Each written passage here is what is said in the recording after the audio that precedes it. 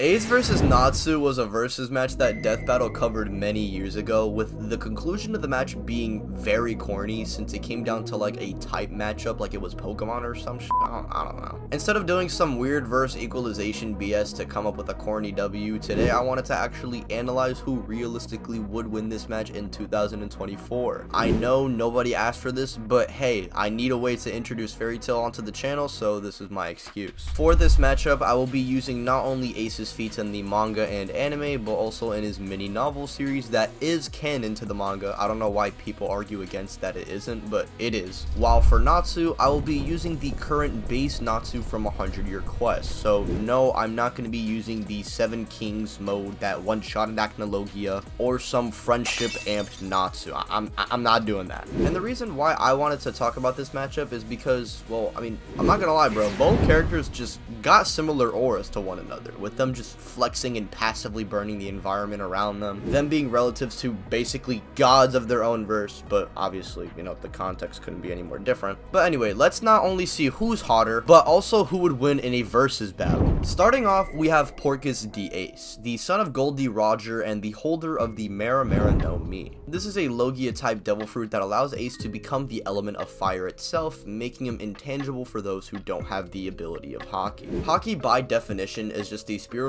energy that the user harnesses, which you could argue that's what pretty much magic is in Fairy Tail. But regardless, this point doesn't matter too much in the long run due to Natsu being able to hit intangible things. However, if Ace is actually faster than the Dragon Slayer, he could simply never get hit by morphing around his attacks. And Ace has many ways to go about hitting Natsu. He doesn't just shoot basic fire blast, he can use things like Firefly, which is a range of mini bombs that surround the enemy. He's got fire finger guns, crosses, spears, and even a mini sunball that can cover damn near half the size of a whole island. And at least when he was younger, he could unconsciously use Haki, though you could just say Oda maybe was trying to re-establish Ace potentially having it, but because he was past his death, it was weird to say he had access to it when he was younger but not in Marineford. I don't know, it's weird to think about, but I usually say Ace just has Haki or can use it when fighting competent people, because if he didn't have any access to Haki at all while fighting these top tiers, then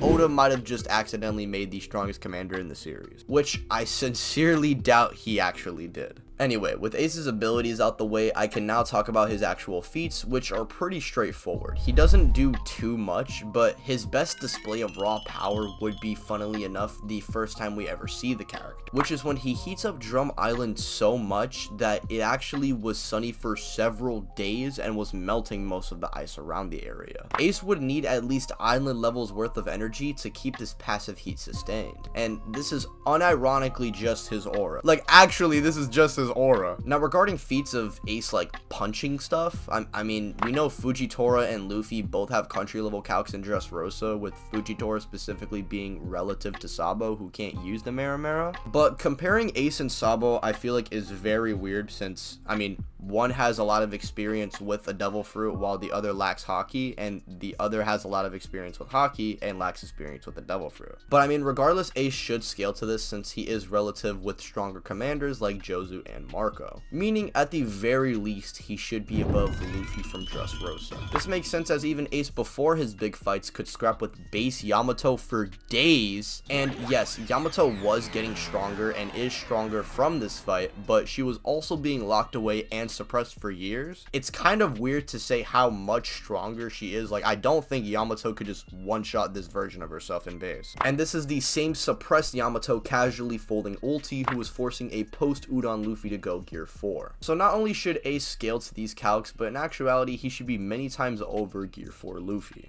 Now, regarding speed in One Piece, light speed is just a very common thing within the verse. I mean, you have characters like Foxy, you have Kuma, you have Kizaru, which luckily Ace being many times over Gear 4 Luffy would allow him to at least upscale from the first two characters I mentioned, with Ace himself portraying relativity with the likes of Marco, who can react to Kizaru and can react to two stronger admirals anyway. So for those who don't believe in Lightspeed One Piece, well, believe. Seriously, if base Luffy at the beginning of the time skip is weaving light like it's nothing and can use gear 4, and I just got done explaining that Ace is many times above gear 4, this logically should just have Ace many times over the speed of light. And with the brother of the sun god out the way, let's now talk about the man related to the Wizard of Darkness, also known as Natsu Dragneel. Now, Natsu is a fire dragon slayer, which is a unique type of magic that allows him to specifically harm and, well, slay dragons. With the element being fire, this makes him not only resistant to most fire related attacks, but he can even eat fire and increase his own power in return.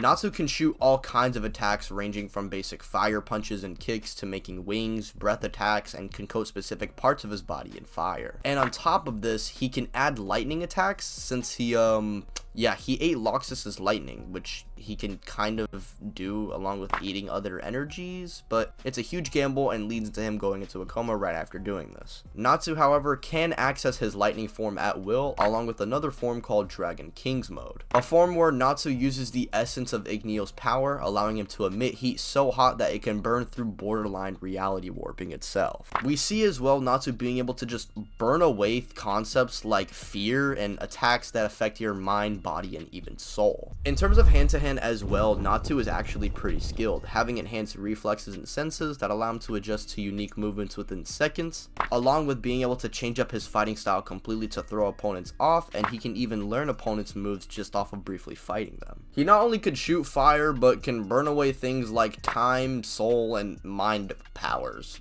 Yeah. But what about how hard he actually hits?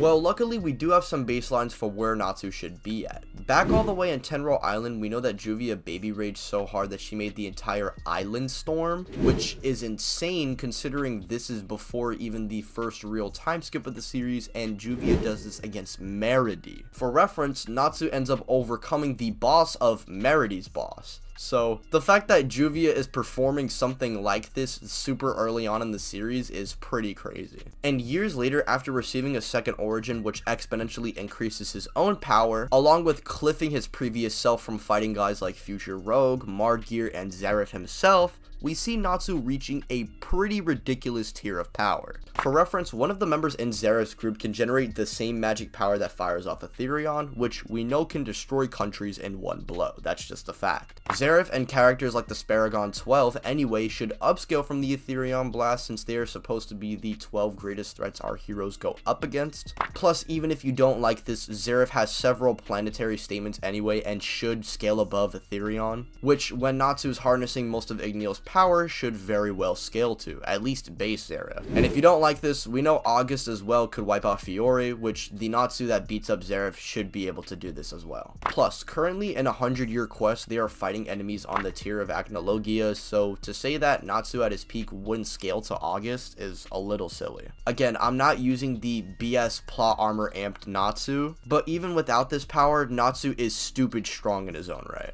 And as for speed, similar to One Piece, Fairy Tail is actually very consistent with characters being light speed.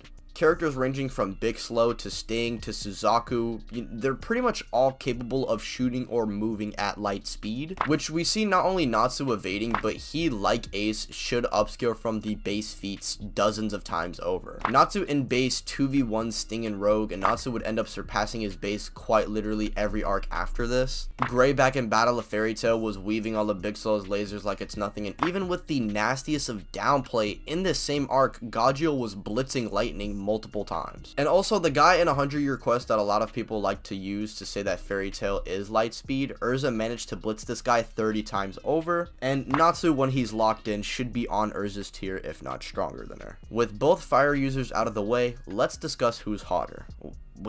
Wait, bro, why is this in the script, bro? Now, regarding the stats of the characters, I actually think they're pretty comparable in speed. Both are just very well into light speed. However, the key difference being is that Natsu is able to perform relative feats to Ace in his base form. Natsu's forms do give him an increase in power and speed at least 2 to 3 times over, so if we do say they are relative in speed base to base, Natsu should just be faster than Ace anyway due to him having his transformation multipliers. You could say Ace uses observation observation maybe, but Natsu himself also has insane senses and freely adapts and predicts opponents in combat. And it's not like Ace can see into the future. He has like basic predictions, so I don't think it'd be too hard for Natsu to get around. In terms of both firepower and physical strength, I'm afraid Ace falls a little short in both categories. Him being able to warm up something as big as Drum Island is impressive, but we have to remember Natsu had a passive heat aura that was melting stone in people's clothes. And besides this one feat, which would mainly be showing the range of Ace's aura, we don't actually get to see how hot Ace's flames are. Whereas Natsu constantly over the course of the series overcomes flames hotter than his own, and it's firmly established these are not just basic normal flames. The physical aspect is also kind of not fair, since Ace mainly had one fight to show this off, which was against Blackbeard, while we followed Natsu for an entire manga, so it's kind of a given we would get more actual showings of his physical prowess. And if all of that did not convince you yet, let me ask you something. What can Ace turn into? If you answered fire, you're so right. And now let me ask another question. What does Natsu not only resist, but also eat and get stronger from? Yeah, you know where I'm going with this one.